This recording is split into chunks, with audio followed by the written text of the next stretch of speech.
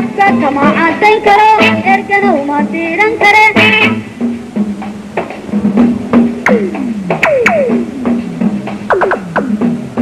أبقى كما عدين كرو إرقنا وما ديران كره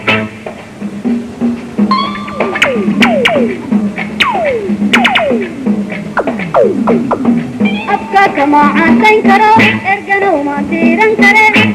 jacaylka iyo kalgacaltooyada kamuusan banaynin fanka Soomaalida.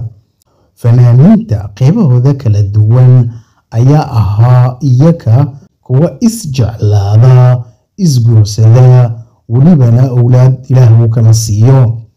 Haddaba iyadoo sidaas ay tahay ayaa marxaladaha kala duwan ee jacaylka fanaaniinta waxay kala sinaayeen bulshada inteeda kale, iyadoo caqabadooyin iyo weliba howlo culus ay soo wajahayeen jacaylkooda, galgacaltooyadooda ama weliba guurkooda intaba.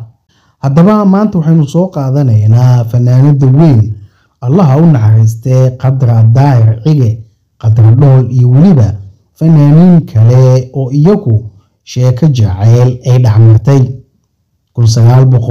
1974 markii ay fanka soo gashay fanaanada weyn Qadra Daahir Cige ayaa iyadu waxaa gacanta ku dhigay oo macalinkeedii noqday fanaankii weynaa ee Saalax Qaasim Naaji. Saalax Qaasim oo isagu ah fanaan mulaxin ah, musician iyo weliba mid heesaha ku luuqeeya ayaa isagu judhiiba markii fanka soo gashay Qadra Dhool waxa uu noqday macalinkeedii haga. waxa uu gacanta ku dhigay gabadh 18 jir ah, fanka ku cusub, heybad, joog iyo jamaal eeba uu ku maneystay.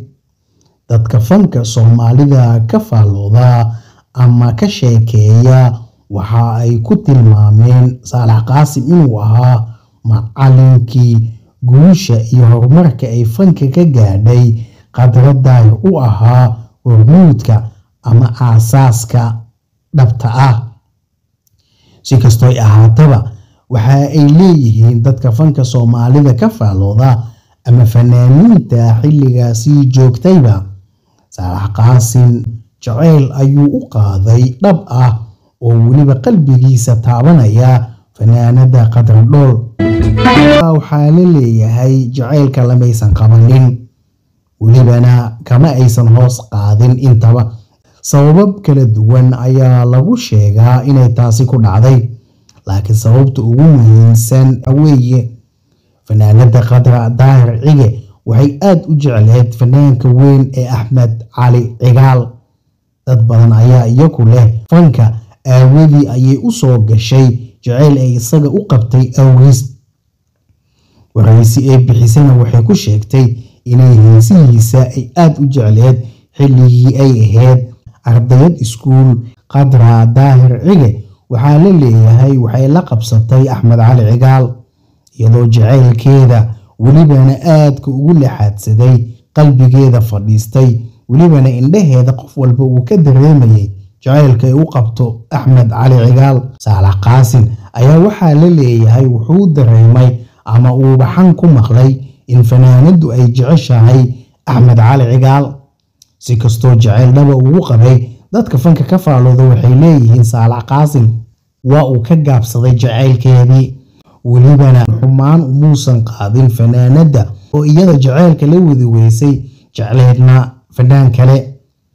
macalinimadii, fankii iyo weliba inuu ka dhiso dhankaasi kamuusan xasdiyin, welibana iyadoo jacaylka la qaban weysay ayuu fankeeda wuxuu gaadhsiiyey meesha uu iminka uu joogo. fanaanada oo aad u da'yareed inay jacayl u sheegato Axmed Cali Cigaalna aad ay ugu adkeed ayaa waan ay jacaylkeeda ugaga sheekaysay. waxa uu u sameeyey hees sarbeeb ah oo ay ku sheeganayso jacaylka ay u qabto Axmed Cali Cigaal.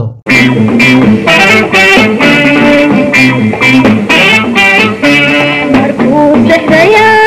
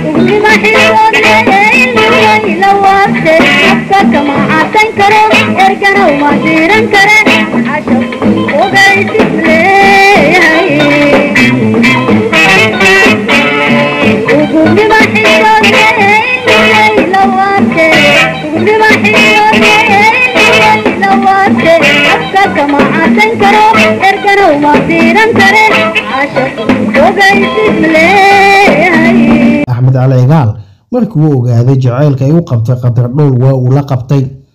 dhinaca ayuu ka istaagay walibana wuxuu gaarsiiyay meeshii ugu sareysay waxa ay noqdeen dad laga dhax tilmaamo jacaylka isagoo Axmed Cali Cigaal ku caan ahaa nin jacayl walibana habluhu ay aad u jeclaayeen Maryam Mursal Ciise iyo isaga jacaylkiisa ayaa ahaa astaan Soomaalida ay tilmaamsato Axmed Cali Cigaal iyo Qadar Daahiciga waa ay aqal galeen famil qoys qurux badan ayay seeska u dhigeen walibana ubad ayuu Ilaahay kala siiyay Saalax Qaasim Naaji oo isagu lagu tilmaamo macalinka fanka Qadar Daahiciga ayaa isagu ka gaabsaday jacaylka jaanisna u siiyay Qadar Daahir inay jacaylkeeda iyo hamiga leedahay ay ka dhabayso fankeedana kamuusan xasdiyin wuuna la qabtay wuxuuna gaarsiiyay sanawaadka iyo meel aysan ka soo naqanaynin haddaba maxaad ku tilmaami lahayd wanaaga iyo qiimaha uu Saalax Qaasim uu sameeyay isagoo aanan xasdiyin dhibaataynin qofkii jacaylka ka diiday tilmaantana inay nin kala jeceshahay macallinimadii fankeedana si anba qaaday gacan qabtay horumarna gaarsiiyay ugu maxaad sameyn lahayd haddii aad qof aad jeceshahay ay sheegto inay nin kale jeceshahay ma xasdii lahayd ma ka tegi lahayd ma goyn lahayd mise wanaagii aad u heysay halkaasi ayaad ka sii anba qaadi lahayd fikradaadana la wadaag intaas aynu kusoo gabagabeynayna dib dambe intaan u kulmi doono nabadgelyo